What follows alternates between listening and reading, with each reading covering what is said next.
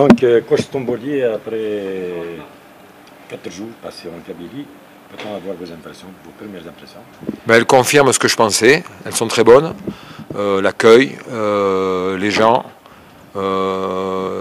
l'idée directrice un peu de la Kabylie, je commence à comprendre un peu ce peuple. Même si ça fait que très peu de temps que je suis là, j'ai beaucoup discuté avec mes dirigeants, mes adjoints, les gens qu'on côtoie à droite à gauche. Et à chaque fois, il y a un sentiment qui revient, c'est le sentiment d'appartenance à un grand club, à une région, et il y a une forte identité. Donc vous êtes déjà familiarisé, on voit avec le staff technique, les joueurs? Oui, c'est notre métier, hein, il faut aller vite. Il faut aller vite, il faut s'adapter très vite. Et j'aime communiquer, donc à partir de là, quand on parle beaucoup avec les gens, on fait vite connaissance et on arrive vite aussi à cerner les gens. Donc voilà, donc c'est l'avantage de ce regroupement, d'avoir tout le monde à disposition 24 heures sur 24. Donc ça permet de gagner vraiment beaucoup de temps. Vous avez fait une idée sur votre staff et les joueurs aussi? Ça commence, l'idée se peaufine, hein, on n'est pas des magiciens non plus. C'est pas en un jour ou en 2 jours qu'on va connaître pratiquement 40 personnes. Puisqu'aujourd'hui on est plus de 40 entre le staff et les joueurs, donc ça fait beaucoup. Mais j'ai des impressions qui arrivent, je commence à avoir quelques certitudes sur certaines personnes, sur les gens, sur les joueurs. Et ça se peaufine de jour en jour, donc d'heure en heure même. D'heure en heure, donc voilà, donc pour l'instant, tout va bien. Donc il y a un premier stage, c'est à Tibjida, donc Tibjida qui est connu, donc c'est la haute montagne de la Kabylie. Que diriez-vous de ce premier stage, les conditions d'accueil? Pour l'instant, je ne connaissais pas. Oui, donc les conditions sont vraiment très bonnes. Je ne connaissais pas du tout l'endroit, je ne connaissais pas du tout le lieu. Aujourd'hui, je découvre qu'il y a d'autres athlètes aussi qui se préparent. Je savais que l'équipe nationale venait ici aussi se préparer. Donc si l'équipe nationale vient, c'est que les conditions sont bonnes. C'est pour ça qu'on a de suite dit OK. Mais je me rends compte de visu que c'est vraiment des installations de grande qualité. Le synthétique est de dernière génération, les installations sportives, les commodités au niveau de l'hôtel. Donc voilà, il y a vraiment un complexe national qui est digne de ce nom. Donc voilà, ça fait plaisir. L'altitude, elle est idéale aussi, elle est rêvée. Le temps est parfait. On dort bien parce que le soir il fait frais, on n'a pas besoin de clim. Donc, et en plus, avec les entraînements qu'ils vont avoir, je pense qu'ils vont bien dormir aussi. Vous avez fait une randonnée ce matin? Oui, on a fait. Alors, ce qu'on fait généralement le 2e jour de stage, il y a ce qu'on appelle l'adaptation d'altitude. Donc, il faut que les joueurs s'habituent à ce manque d'oxygène. Et donc, c'est pour ça qu'on a prévu cette randonnée. Elle permet aussi de se connaître, de passer un moment en dehors d'un stade de foot et dans un contexte différent. Donc, ça permet d'échanger aussi. Ça permet aussi aux nouveaux joueurs de connaître les anciens, donc de faire cette assimilation un peu plus facilement. Et surtout, c'était l'adaptation à l'altitude. On est monté un peu plus haut, on est monté à 1700 mètres. Donc là, la zone se situe à 1004, le terrain se situe à 1400 mètres. Et donc ce matin, on a marché autour des 1700 mètres, on a marché en tout 1h30. Donc voilà, et cet après-midi, on va retrouver de nouveau le terrain et le ballon.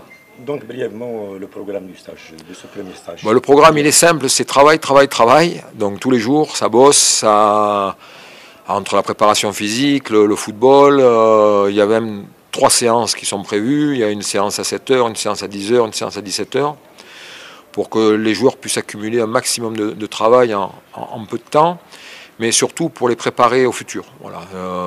Les compétitions, qu'elles soient nationales ou internationales, ça arrive vite, hein. On démarre avec la Coupe CAF rapidement. On ne sait pas contre qui encore, mais ça va aller vite. Donc il faut être prêt de suite. Et puis surtout, ça permet de cumuler les exercices, de comprendre un peu la philosophie de jeu, la philosophie d'entraînement qui m'anime, et de la partager avec les joueurs et avec le staff. Justement, il y a des internationaux, les 4 internationaux, les 2 Africains qui vont arriver un peu tard. C'était prévu, on s'était mis d'accord là-dessus. Depuis qu'on est en contact avec le club, je ne suis pas arrivé juste il y a 4 jours, hein, on était en contact et donc de suite on s'est mis à travailler, à préparer un peu tout ça.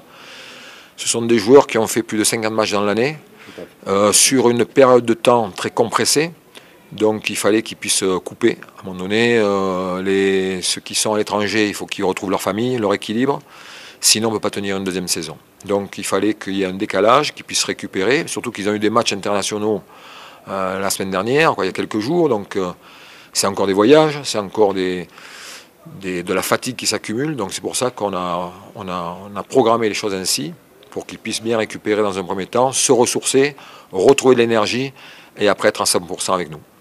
Il y a un deuxième stage qui est prévu? Oui, alors il y avait un stage qui était prévu en Autriche dans un premier temps. J'en avais longuement parlé avec la direction un peu avant. Les conditions aujourd'hui ne sont pas réunies pour aller en Europe. Aujourd'hui, il y a une pandémie qui traîne. Il y a des visas à obtenir, il y a des joueurs qui vont arriver avec du décalage. Donc pour mieux coordonner tout ça, et le temps aussi, le climat n'est pas le même. Et les équipes qu'on nous propose en sparring partner dans ce genre de pays, ce n'est pas les mêmes que je vais avoir ici. Donc moi aussi j'avais besoin de pouvoir jouer contre des équipes locales, des équipes contre lesquelles on risque de jouer.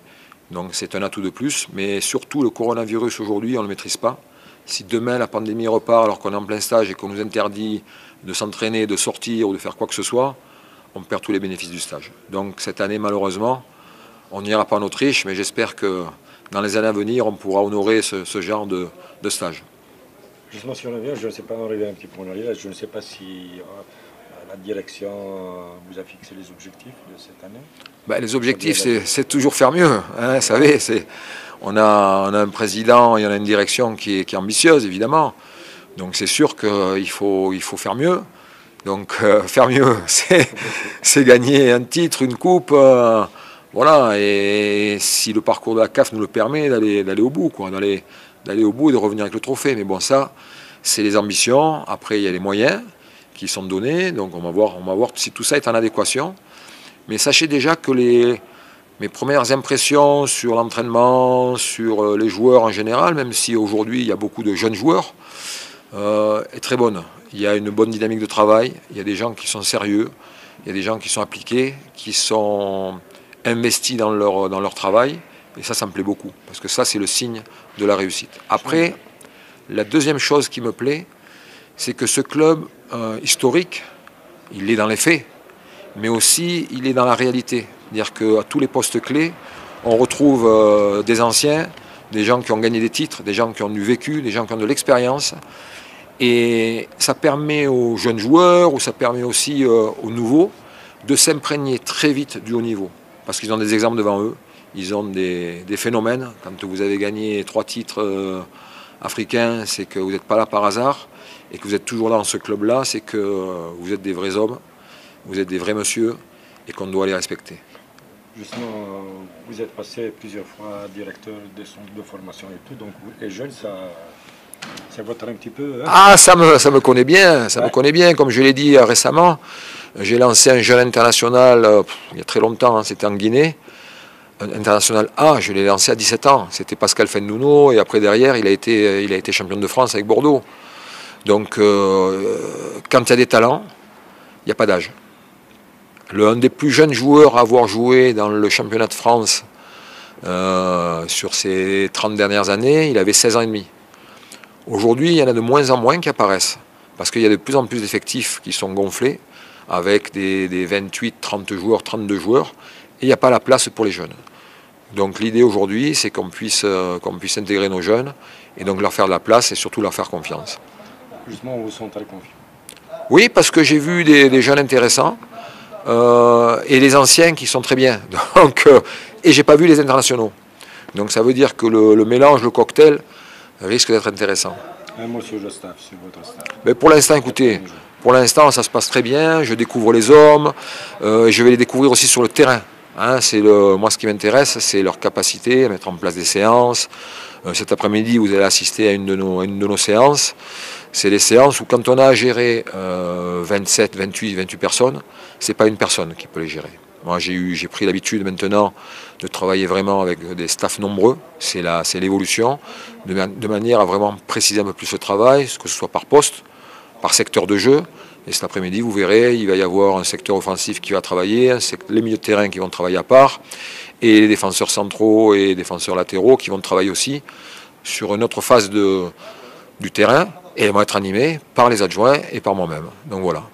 On vous laisse conclure avec un message au peuple de la GS. Ah, c'est toujours le peuple. Hein. Le peuple, oui. Ah oui, écoutez, J'ai hâte de le rencontrer. Je vais le découvrir déjà à travers les petits matchs amicaux qu'on fait, les déplacements qu'on fait. On côtoie partout. Je me rends compte qu'il y a des Kabyles partout. Et ça fait plaisir. Et le message, c'est que j'ai hâte vraiment de les découvrir encore plus et de les faire vibrer surtout. Justement, j'ai oublié, hier vous avez reçu un accueil chaleureux du comité du supporter de Bouira. Oui, voilà, ça fait partie de cette imprégnation et je trouve ça extraordinaire. Ça me rappelle un peu Marseille, hein, ça me rappelle les déplacements qu'on faisait, ça me rappelle ce qu'on a vécu. On se déplaçait, que ce soit en France ou en Europe, il y avait toujours des supporters, il y avait toujours cette passion. Et cette passion, au-delà de vous animer, elle vous donne un sens d'obligation. Elle vous dit, voilà, attention, on est là, on ne doit pas se relâcher, il faut aller au bout parce qu'il y a une grosse attente. Et donc, il faut pas les décevoir, il faut être toujours présent. Et c'est des petites piqûres de rappel qui sont très intéressantes, voilà, et qui motivent tout le monde. Merci, coach. Allez, au plaisir.